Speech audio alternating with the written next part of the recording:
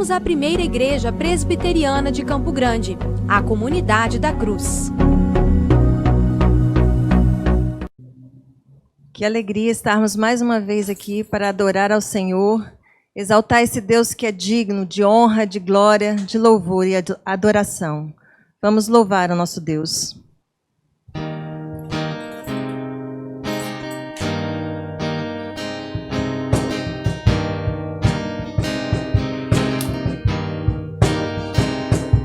Cantai ao Senhor um cântico novo, cantai ao Senhor todas as terras, cantai ao Senhor, bendizei o seu nome, proclamai a sua salvação, anunciai entre as nações as suas obras, entre todos os povos as suas maravilhas, porque grande é o Senhor, muito digno de ser louvado, mais temível do que falsos deuses. Glória e majestade estão diante dele, força e formosura no seu santuário.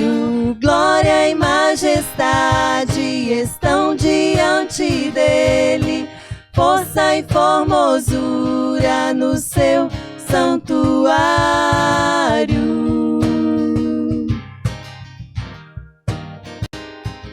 Cantai ao Senhor um cântico novo, cantai ao Senhor todas as terras, cantai ao Senhor, bendizei o seu nome, proclamai a sua salvação, anunciai entre as nações as suas obras, entre todos os povos as suas maravilhas, porque grande é o Senhor, muito digno de ser louvado, mais temível do que falsos deuses. Glória e majestade estão diante dele, força e formosura no seu santuário. Glória e majestade estão diante dele, força e formosura no seu santuário.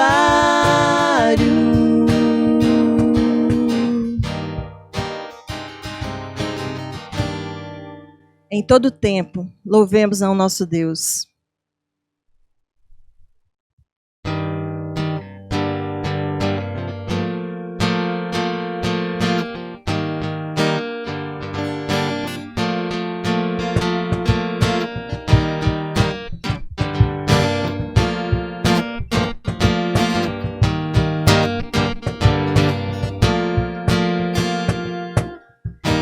Eu te quero mais do que o ouro, eu te quero mais do que os tesouros, eu te quero mais do que a minha vida, Senhor. Te desejo mais do que 1000 bênçãos, meu anseio é agradar teu coração. Outro bem não possuo além de ti, Senhor. Tu és a porção da minha herança, és o bem maior pra mim. O meu coração não pode mais viver sem o teu grande amor.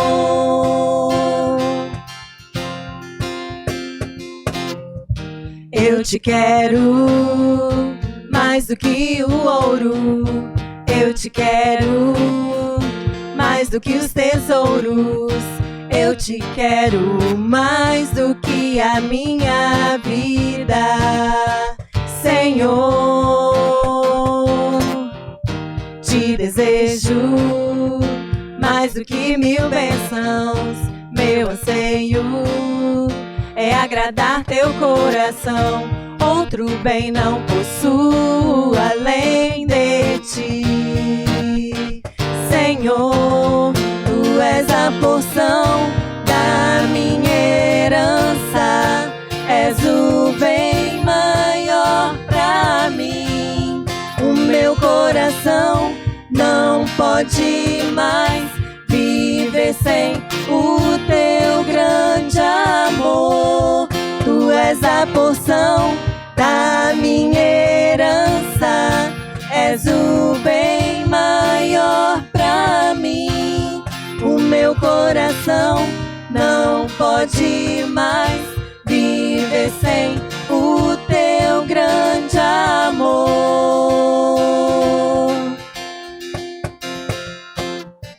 Meu anseio és tu, Jesus. Meu anseio és tu, Jesus.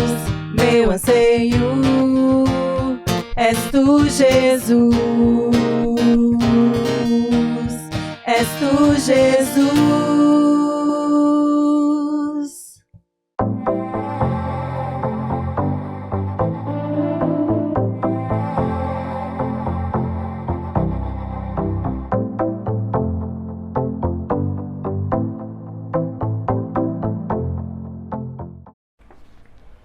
Olá primeira, olá você que acompanha a transmissão desse vídeo, que o Senhor Deus lhe conceda paz. Eu sou o seminarista Felipe Firme e hoje tenho a oportunidade de compartilhar com você através dessa transmissão um texto da Palavra de Deus. E a gente vai ler isso em Mateus capítulo 9, os versículos 35 ao versículo 38. Nós leremos esses versículos, faremos uma oração e então encontraremos aqui no ensino de Jesus aplicações para as nossas vidas. O texto diz em Mateus capítulo 9, versículo 35 a 38, Palavra de Deus. E percorria Jesus todas as cidades e povoados, ensinando nas sinagogas, pregando o evangelho do reino e curando toda sorte de doenças e enfermidades. Vendo ele as multidões, compadeceu-se delas, porque estavam aflitas e exaustas, como ovelhas que não têm pastor. E então se dirigiu aos seus discípulos. A seara, na verdade, é grande, mas os trabalhadores são poucos. Rogai, pois, ao Senhor da seara que mande trabalhadores para a sua seara. A gente vai observar aqui a partir desse texto alguns aspectos do ministério de Jesus Cristo, daquilo que Jesus Cristo fazia, daquilo que o Senhor Jesus Cristo fez aqui na terra e que está registrado nas Escrituras, registrado para conhecimento nosso, mas não apenas para conhecimento, também para nossa fé, para aumentar a nossa fé, está registrado para que a gente creia e creia no Filho de Deus, no único Filho de Deus. Então o texto mostra para a gente alguns aspectos do ministério de Jesus, e esses aspectos envolvem ensino, pregação, cura, sensibilidade, compaixão. A gente observa isso na vida do Senhor Jesus Cristo. E de que maneira isso se aplica à vida da igreja, de que maneira isso se aplica a nós. A gente vai observar primeiro a perspectiva do ensino. A Bíblia diz que o Senhor Jesus Cristo percorria todas as cidades e povoados, ensinando nas sinagogas, pregando o evangelho e curando toda sorte de doenças e enfermidade. Perceba que o Senhor Jesus Cristo, ele estava diante de diversas culturas, diversas pessoas, diversas possibilidades. Uma multidão de pessoas seguia Jesus Cristo e ele estava sempre fazendo a mesma coisa, ensinando, pregando o evangelho do reino e curando toda sorte de doenças. Isso fazia parte do ministério de Jesus Cristo. E aqui a gente encontra algumas palavras que fazem também parte da vida daqueles que são seguidores de Jesus. Ensinar, o texto diz que o Senhor Jesus Cristo ensinava, ou seja, ele era aquele que dava instrução para as pessoas. A gente acolhe essas instruções no nosso dia a dia. a gente aprende com o Evangelho, a gente aprende com as Escrituras. Domingo após domingo, a gente recebe instrução do Senhor.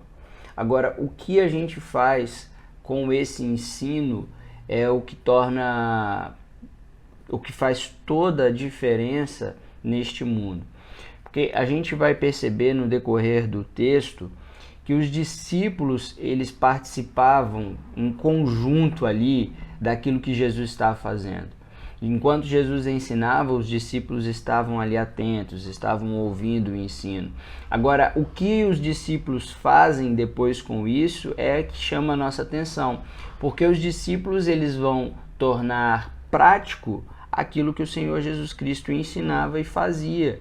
Eles vão levar adiante aquele ensino, eles vão levar adiante aquela prática. Então, quando a gente encontra aqui no Evangelho de Mateus, no capítulo 7, que o Senhor Jesus Cristo diz que o sábio é aquele que constrói a casa sobre a rocha, e aí ele se refere a isso, dizendo que a pessoa que ouve as palavras dele, ouve o ensino dele e pratica, é considerado o cara que constrói a casa sobre a rocha. E quando vem a tempestade, quando vem os dias maus, este que constrói a casa sobre a rocha, ou seja, aquele que ouve o ensino e põe em prática, este não é abalado. Este pode sofrer com os fortes ventos, pode passar pela tempestade, mas a casa dele não é derrubada. A vida dele permanece na rocha, permanece firme. Então, ouvir o ensino do Senhor Jesus Cristo e pôr em prática é também, de alguma maneira, faz parte da pedagogia do reino. É ensinar também, porque o Senhor Jesus Cristo, ele não apenas ensinava com palavras, mas ele ensinava com a sua própria vida.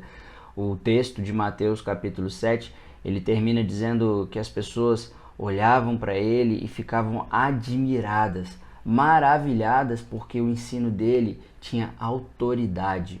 Ou seja, ele era diferente de muitos mestres, ele era diferente de muitas pessoas que eram providas de muita sabedoria, de muita teoria, mas a vida delas não condizia com o ensino. Talvez você já possa ter ouvido falar de pessoas que são crentes, que se dizem cristãs, mas que a vida daquelas pessoas não condizem com o ensino do Senhor Jesus.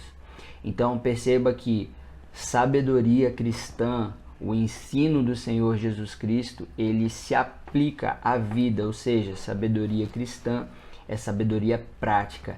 Eu experimento, eu vivo o ensino do Senhor Jesus.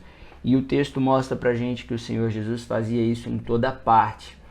A minha vida, aquilo que eu recebo ali de ensino na igreja, talvez no domingo, ou talvez numa oportunidade como essa, de estar acompanhando uma transmissão do ensino da palavra de Deus, onde quer que eu esteja, onde quer que eu for, eu torno-me participante do reino de Deus, ensinando com a minha própria vida aquilo que o Senhor Jesus Cristo está fazendo em mim. Então, a semelhança de Jesus Cristo, que ensinava em toda parte, em todo lugar, nós também ensinamos a partir daquilo que nós aprendemos dele. Nós comunicamos com a nossa vida aquilo que ele nos ensina. E aí o texto mostra pra gente que Jesus, ele também pregava o evangelho do reino. E pregar o evangelho do reino aqui é a ideia de ser um arauto, é aquele que torna público a mensagem do rei. O arauto, ele era o responsável por anunciar a todos os povos uma novidade, algo que o rei havia proclamado, anunciado. Então, o arauto, era o responsável por publicar, por tornar pública aquela informação, aquela instrução que ele estava recebendo. E Jesus fez isso na terra. O Senhor Jesus, ao receber o ensino do Pai, ao ter consigo a vontade do Pai, ele publicava, ele anunciava a vontade de Deus. E isso também se aplica às nossas vidas, porque eu e você, principalmente conhecendo o mundo em que nós vivemos, nas diversas esferas dessa realidade que nós temos, seja na política, seja na educação, seja no âmbito familiar, a gente percebe que existe muita distorção, até mesmo daquilo que a gente entende como palavra de Deus. As pessoas estão distorcendo valores, estão aplicando idealismos sobre a política, sobre a vida comum, sobre a vida familiar, e estas coisas elas são confrontadas pela vontade do rei, pela palavra do rei. E Jesus, quando ele vem à terra, enquanto ele prega o evangelho, ele confronta essa cultura. Ele anuncia valores que nada diziam respeito à cultura e à forma de vida do homem, até mesmo religiosa. O Senhor Jesus Cristo, quando ele ensina o evangelho do reino, quando ele ensina a vontade do Pai, quando ele prega a vontade do Pai, dizendo que o povo deveria se arrepender, quando o povo deveria deixar os seus pecados, quando ele dizia que o rico deveria partilhar com os pobres, ajudar os pobres, tudo o que o Senhor Jesus Cristo anunciava, denunciando que viúvas e órfãos estavam sendo omitidos, que eles precisavam de cuidado, a pregação do evangelho, ela confrontava a cultura. E a vida cristã, a pregação do evangelho, ela não é diferente hoje. Ela continua confrontando a cultura, continua confrontando pessoas, continua confrontando corações endurecidos. Alguém disse que se você não tiver inimigos aqui na terra, talvez você devesse repensar a forma de vida, porque a amizade com o mundo é inimizade com Deus. E quando nós deixamos de pregar o evangelho, a gente pode estar fazendo amizade com o mundo, amizade com pessoas que não têm parte com o reino de Deus, não têm parte com o evangelho, e por isso elas são tão amorosas e cuidadosas conosco. Não estou dizendo aqui com isso que a gente deve se tornar aquele, entre aspas, crente grosseiro, que fala mal de tudo e de todos, como se ele se colocasse na posição de superior. Não é isso. O evangelho do reino, ele por si só, ele confronta o coração da pessoa que estiver endurecida. O evangelho do reino, ele é um confronto a este mundo. A pregação do evangelho confronta pessoas e causa inimizade com este mundo. O Senhor Jesus Cristo já alertava os seus discípulos a respeito do ódio que o mundo teria a seu respeito. Tanto é que todos os seus discípulos, depois da morte e ressurreição de Jesus, quando eles passam a pregar esse evangelho, eles passam a sofrer de diversas formas e até mesmo chegando a serem assassinados por causa do evangelho do reino. Então, lembre-se o seguinte: o evangelho do reino de Deus, a pregação do evangelho do reino de Deus, ela promove inimizade com este mundo. Ela confronta o coração endurecido, e o coração endurecido pode se voltar contra aquele que prega o evangelho. Porque aquele que carrega a mensagem às vezes é confundido com a própria mensagem. Entenda o seguinte: uma vez que eu anuncio o evangelho do reino, eu prego o evangelho do reino, eu anuncio a vontade do rei, eu posso sofrer as consequências, porque aquelas pessoas podem olhar para mim e confundir-me com a própria mensagem. A mensagem é do próprio Deus. As pessoas estão revoltadas com Deus, rebeldes em relação aos desígnios de Deus, e elas podem sim se voltar contra nós. Então, a pregação do evangelho do Senhor Jesus Cristo foi a causa dele ter sido perseguido, dele ter sido condenado e condenado à morte, passar por todos os sofrimentos, por todo o que a gente conhece a respeito do sofrimento de Jesus Cristo tem a ver com a pregação do evangelho, o anunciar o reino de Deus. E o Senhor fazia isso por toda parte que ele passava. Por onde quer que o Senhor Jesus Cristo ia, o texto diz que ele percorria todas as cidades pregando o evangelho do reino. Ou seja, diante de um mundo, de uma cultura perversa, o Senhor Jesus Cristo anunciava a vontade do rei como um arauto, pregava, anunciava, mostrava qual era a vontade do rei, e por essa razão foi grandemente perseguido, foi açoitado, foi levado à cruz do Calvário. Ele, que era a própria mensagem, no caso, o Senhor Jesus Cristo, sofreu todas as dores na cruz do Calvário, por causa do Evangelho do Reino. Então não pense com você, nós não devemos pensar que o Evangelho do Reino, ele tem paz com este mundo, paz com essa cultura, ele faz amizade com este mundo. Não é assim. Está longe de ser assim. O Evangelho do Reino, ele é contracultural. O Evangelho do Reino, ele confronta, ele bate de frente com os valores deste mundo, com as vontades e os desígnios do coração humano. O Evangelho do Reino, ele confronta o coração endurecido. E ele pode gerar inimizade neste mundo. Um outro aspecto que o Senhor Jesus Cristo tinha no seu ministério era a cura. Ele curava toda sorte de doenças e enfermidade enquanto ele percorria estas cidades. Esse texto talvez seja um momento em que a gente tem aquele entrave. Poxa, mas Jesus não cura hoje todas as sortes de doenças e enfermidades?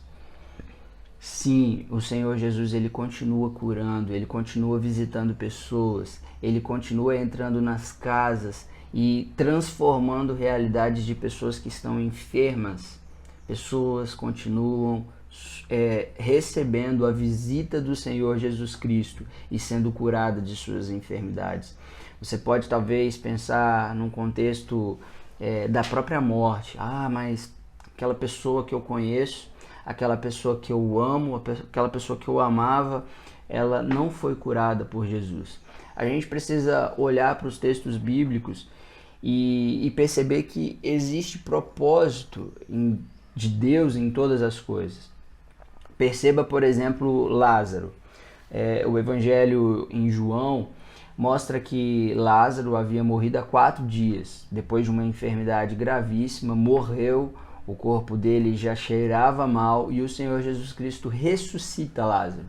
Isso queria dizer que Lázaro, ao experimentar a ressurreição, ao experimentar o poder de Deus de ser levantado dos mortos, que ele não morreria mais?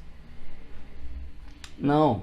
A gente percebe no Evangelho de João que logo após a ressurreição de Lázaro, os caras já estavam planejando para matá-lo de novo, porque aquela obra de Jesus Cristo ali diante dos olhos de muitas pessoas, diante de uma grande multidão, estava causando um grande problema para as pessoas naquela época, para os religiosos, para as autoridades daquela época. Então os caras já estavam planejando em matar Lázaro, mesmo depois dele ter sido ressuscitado. Então a gente percebe que existem propósitos de Deus na cura de pessoas. O Senhor continua visitando, sim. O Senhor continua curando, sim. E assim como muitas pessoas se aproximavam de Jesus, pedindo, intercedendo, falando: Senhor, eu estou com meu filho lá enfermo, e o Senhor Jesus Cristo dizia: pode ir lá que ele já está curado. A gente pode se aproximar dele da mesma maneira hoje, suplicando: Senhor Jesus, eu estou com um enfermo dentro da minha casa. Senhor Jesus, tem uma pessoa que está passando por uma situação terrível naquele leito de hospital. Eu preciso que o Senhor visite aquela pessoa. E o Senhor Jesus, ele continua operando milagres. Ele continua restaurando pessoas de situações terríveis. A gente experimenta isso ainda hoje. A gente pode experimentar isso ainda hoje.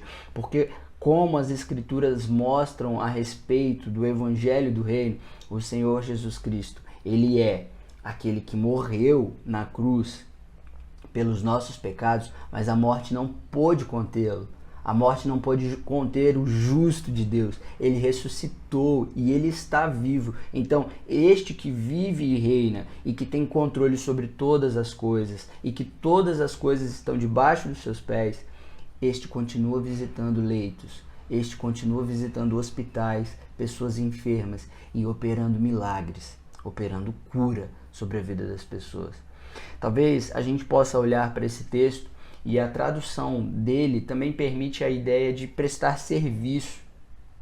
O Senhor Jesus Cristo era alguém muito ativo na sua vida, era alguém muito com um espírito de, vamos dizer assim, voluntário, alguém que se prontificava a abençoar, a receber, a participar daquilo que as pessoas estavam fazendo. Então, nós podemos também hoje nos colocar como participantes, auxiliando pessoas, ajudando pessoas, visitando pessoas enfermas, levando mensagens de conforto, de consolo ao coração dessas pessoas, ensinando, pregando o Evangelho nos leitos de hospitais, onde quer que elas estejam.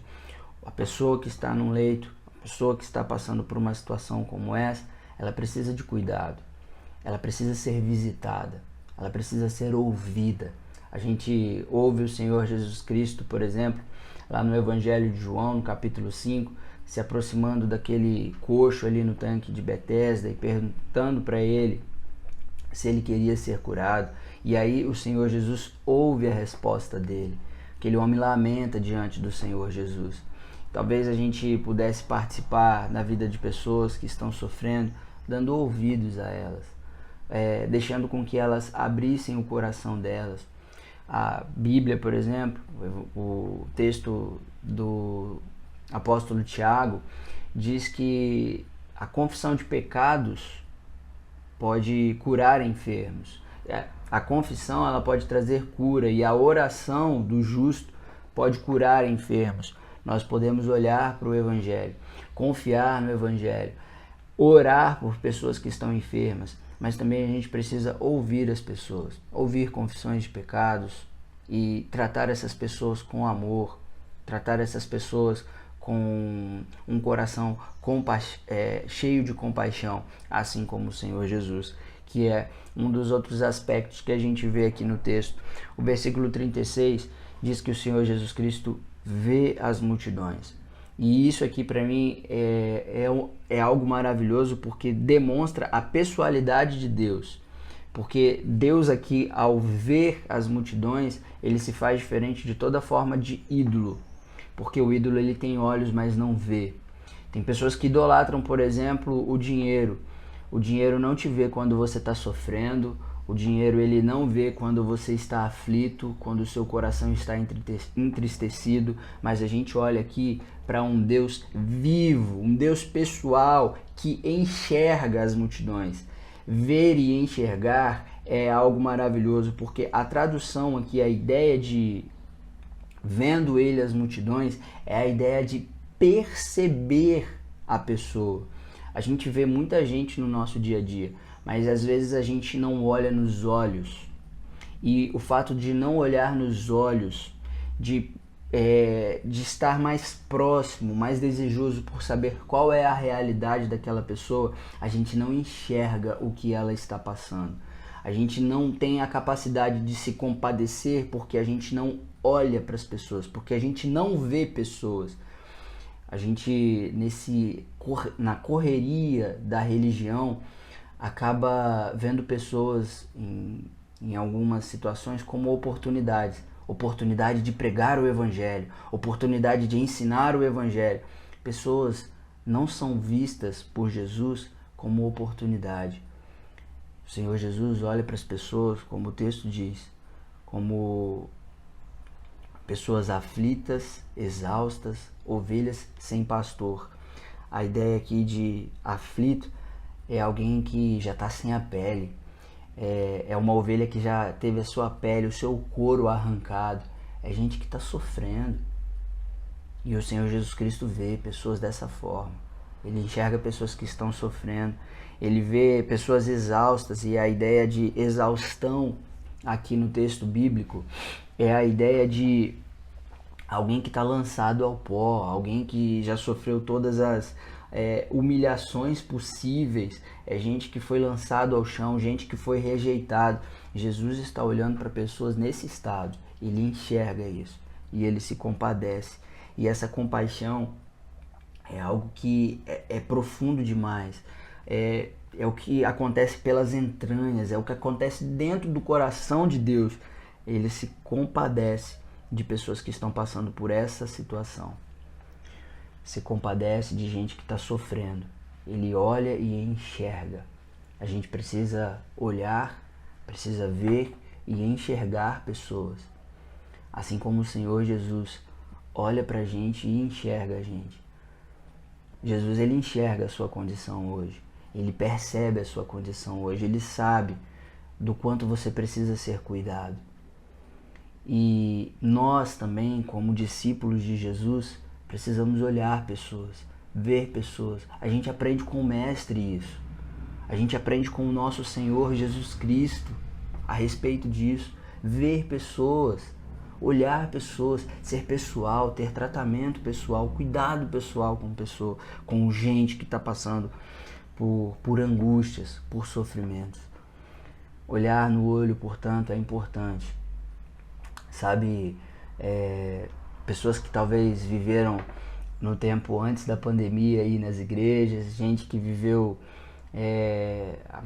tempos antigos aí na igreja, deve saber daquelas histórias, ou já deve ter experimentado aquele momento em que a pessoa está saindo da igreja, que o pastor aperta a mão e fala boa noite, meu irmão, e aí a pessoa responde boa noite, olhando disfarçado, e o pastor segura a mão daquela pessoa firme e pergunta: tá tudo bem com você? O que você tem? É quando o pastor olha para a pessoa e enxerga que ela está passando por dificuldade. A gente consegue perceber quando a gente se interessa de fato pelas pessoas que elas estão sofrendo. Mas a gente caminha aqui para aquilo que o Senhor Jesus Cristo faz então diante desse contexto. Ele se dirige aos seus discípulos e aí ele fala que assim existe uma seara muito grande, e aí ele fala que existem poucos trabalhadores para isso. E então o Senhor Jesus, ele se dirigindo aos discípulos, ele fala assim: olha, vocês devem rogar ao Pai para que ele envie trabalhadores. Então assim, Jesus, ele percebe a situação, ele se dirige aos discípulos, ele fala que existe uma grande colheita. A ideia de seara é a ideia de uma colheita. Então assim, existem pessoas vindo para o reino de Deus. A colheita, ela já está pronta. A seara, ela é grande, existe uma colheita para ser feita. E eu e você somos enviados a fazer isso. O texto mostra pra gente algo assim maravilhoso, pra gente então refletir, pensar aqui e sonhar a respeito dessas coisas e também encerrar a nossa meditação. O texto diz assim: roguem pois ao Senhor da seara para que ele mande trabalhadores. Então o Senhor Jesus manda os discípulos fazerem uma oração, e essa ideia de orar aqui, de rogar, é suplicar, é desejar com todo o coração, é ter anseio para que Deus envie trabalhadores. Mas aí o texto vai mostrar para a gente no capítulo 10, o versículo 1, que o Senhor Jesus, ele dá autoridade aos seus discípulos e ele então os envia. A gente vê aí no versículo 5 que o Senhor Jesus, ele envia os seus discípulos. É curioso que os discípulos se tornaram a resposta de suas próprias orações. Eles que oravam por trabalhadores se tornaram trabalhadores. O Senhor Deus envia a pregar o Evangelho, a ensinar sobre o reino de Deus, a curar enfermos, quem deseja essas coisas, quem ora por essas coisas. Se você ora por isso, o Senhor envia você também. Se você ora pela conversão de pessoas, o Senhor está te enviando também, Ele te dá autoridade para isso. Ele diz para que o discípulo ore, Ele não diz para a multidão orar por trabalhadores, Ele fala para os discípulos, e são os próprios discípulos que são enviados por Ele. O Senhor Jesus envia discípulos para pregar o Evangelho, para ensinar e para curar enfermos. Se a gente ora por essas coisas, nós somos enviados pelo Senhor Jesus Cristo, revestido de autoridade para estas coisas. Agora, no começo do ano, eu vi uma reportagem que me chamou muita atenção. A matéria no jornal dizia que na Síria houve pelo menos 2 bombardeios. Isso foi no começo do ano, acho que em fevereiro.